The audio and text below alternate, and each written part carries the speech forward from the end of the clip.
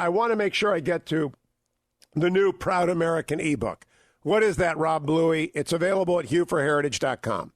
Well, Hugh, as we talked about last week, our country's under attack, whether it's from Black Lives Matter or Antifa, and these protests, which I think started with some good intentions and peaceful nature, have turned violent.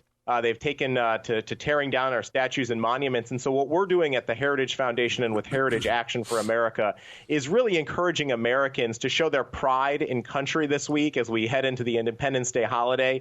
And so I would just encourage all your listeners to make sure that in their communities, they're doing everything they can to show how much they love this country. And let's talk about all the good things that are happening in America and not focus on all of the negative and all the attention that seems to be paid to these violent protesters. Right here in Washington, D.C., Hugh, there was a great confrontation on Friday night in front of the Lincoln statue at Emancipation Park, and an older generation of African Americans stood up to this younger crowd, this younger mob, to defend that monument. And I thought that was a great example of Americans coming together and hashing out a debate in public and not tearing down what has become known as a very famous statue in Washington. You know, Rob, I think this is where the Heritage Foundation can really play a great service, which is how do you distinguish saving the Jefferson and Washington memorials from, in my opinion, the necessary renaming of bases that are named for Confederate generals who betrayed their oath to the Union?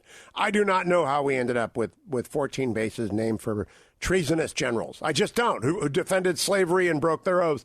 So we got to change some things. We got to remove some statues, but not the Jefferson Memorial and not the Washington Monument. My rule is 18th century people are judged by 18th century rules, and the founders and the framers put us on a course to the eradication of slavery, which we got to after a bloody Civil War.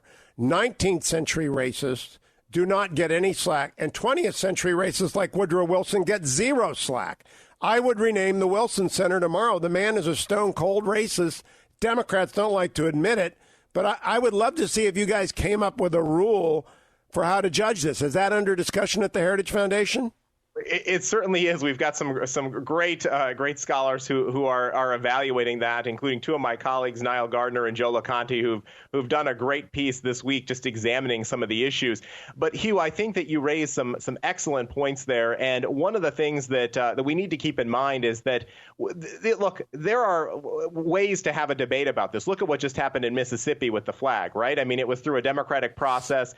And when you also look at public polling on this, I think it shows a stark contrast between what we're hearing from the mob and what the vast majority of Americans think about George Washington and Abraham Lincoln. And we can't forget that. It might be a silent majority. You don't necessarily hear as much about them because they're not as vocal as the mob is right now.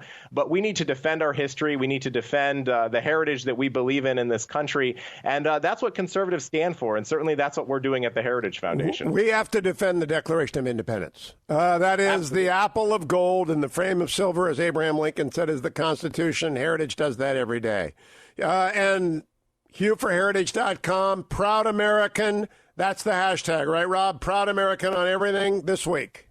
That's the hashtag, Hugh. Celebrate it on social media and in your local communities. Coming back with more of the Heritage Hour, HughForHeritage.com, America.